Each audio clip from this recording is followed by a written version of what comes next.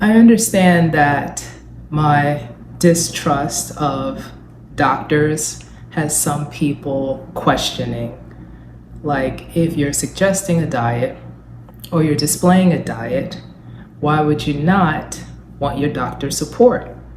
And I want to go a little more in depth into why I do not trust the so-called healthcare industry and its doctors. Coming up next.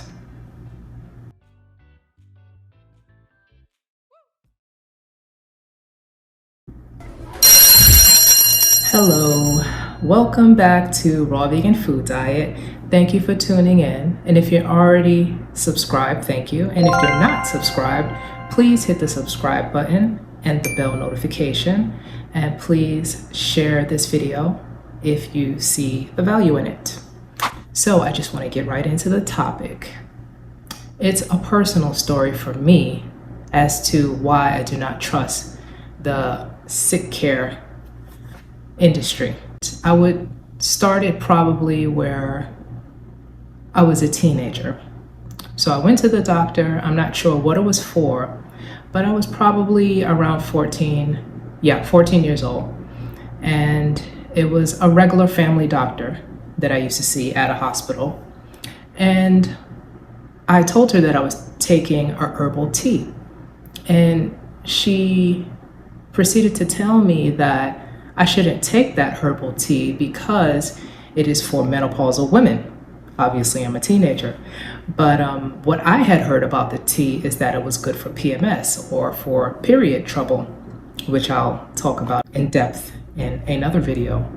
So my ears perked up a little bit because I usually don't hear doctors talk about herbs in general. So I was listening, and she asked me what was wrong and things like that. And I told her some of the symptoms that I go through.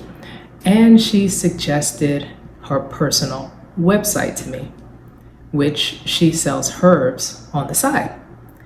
Now, she was a Muslim doctor, African-American doctor. I don't know if that matters, but she was. And at that age, I found it all intriguing. Not just that a doctor was telling me about herbs, which is not fillable per prescription, but that she actually had a whole side alternative medicine business on the side, which I thought was weird to my small, I guess, naive experience with the world. I just didn't understand how she did both. But she did, and she told me her website on the low, or her side business on the low, on the very down low, almost like a whisper, suggesting to myself and my mom to not talk about this side business that she had with any of her superiors or any of the other medical work colleagues of hers. And that is when I realized that she expressed that it's against protocol to suggest treatments that are not prescribed. I think nowadays it's a little different, but that was the first time that it perked my ear to hear her say that. That's when the whole healthcare system paradigm in my mind began to unravel. I have another personal story actually that exposed the so-called healthcare industry to me as well. These are all like connect the dots. So it's not just one thing, it's just many different things, like little pinholes of light shining through over time. So when I was growing up, even younger than a teen or preteen, I had a sick family member.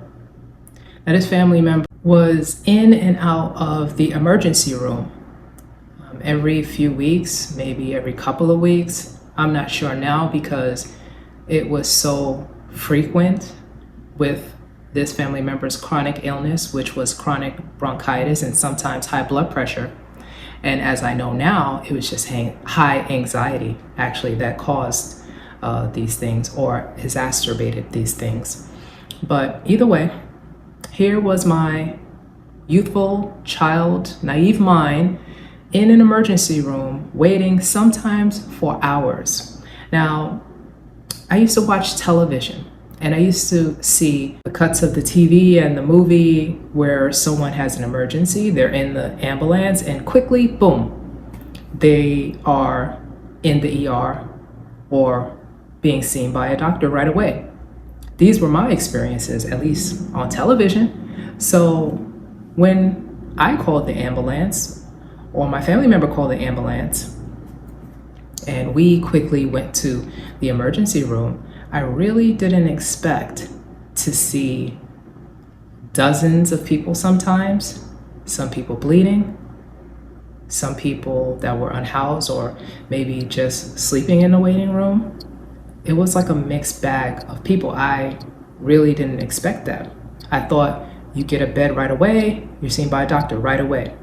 Sometimes I would wait there for hours. Now that's traumatic in itself, to deal with a sick family member and to have such a lack of hospitality when you enter a place and you're met with a lot of questions about bills or how are you paying for this, and you could probably guess it's a city hospital. That was another layer of me learning how this healthcare, try not to choke when I say it, this healthcare system worked. Two things so far that I learned. One, the system of healthcare does not allow their doctors to suggest either diets, herbs, and an alternative medicine. At that time, they do not allow that. And two, the hospitality sucks. The customer service in general sucks.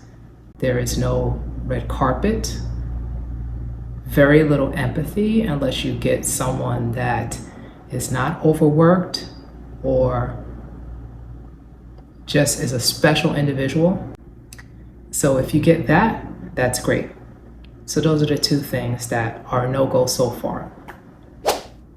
Also, going more towards my adulthood, dealing with more and more doctors, specialists, referrals. I had really, really good health insurance through my parents up to the age, I would say, of 25, which was amazing. But realizing the stark difference in being covered with good insurance and not being covered with good insurance, all of these necessary blood tests and yearly checkups and all of the things like that, it just runs as a business. And I see the conflict of interest in this so-called health care system, because if they are charging you for the cure, why not inspire the sales through sickness? Now, what if everyone was healthy? What would happen to the healthcare business system? And it is a business. It's not free. I've heard about the UK. I'm not certain if that's true because I don't live there, but I've heard that they have free healthcare. That doesn't go down in the US as of the date of this video. That doesn't go down unless you have Medicaid, I believe, or Medicare. But even then, free Medicaid, free Medicare. And then what is the care? Prescription drugs with a mile-long side effect pamphlet? No. So this is why I'm adamant about making the healthcare industry, doctors, the medical studies, everything that it stands for, I'm taking it from this big to this big in my life as far as authority or any voice that I would even listen to as authority in that field. They support miseducation for profit.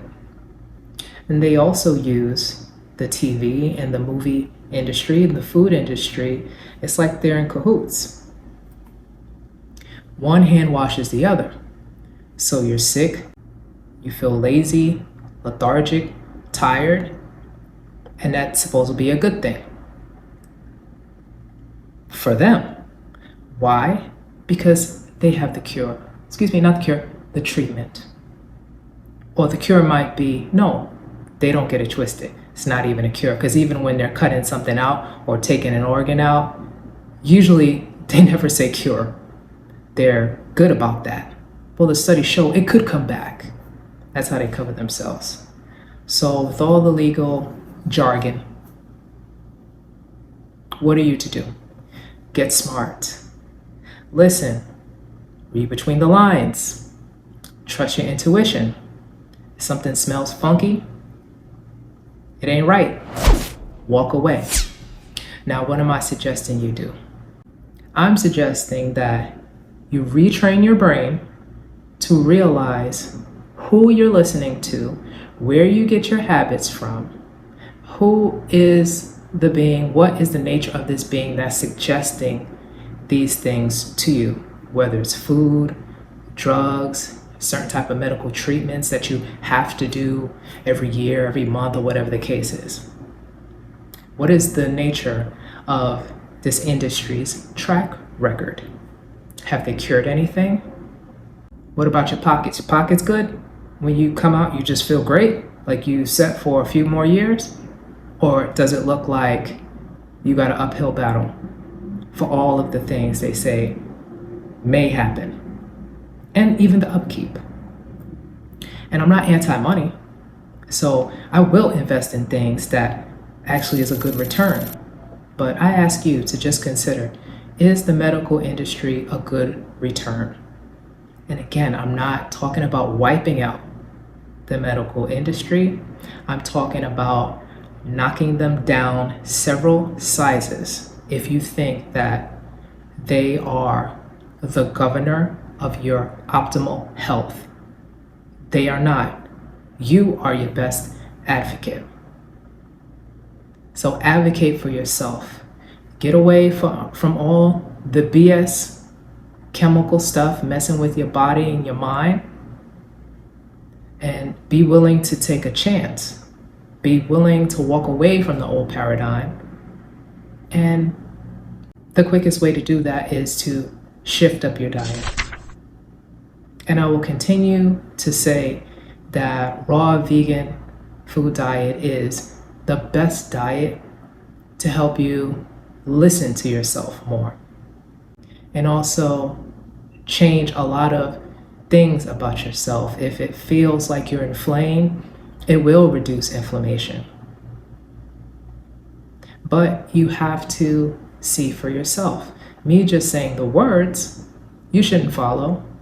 But if you already feel it in your heart and now you hear the words, hopefully I can be the motivation for you to see if you can dissolve any of these things and resolve any of these things that the doctors are trying to scare you into believing that it's chronic and that it's hereditary and that it's probably not a cure until 2050 or whatever the case is.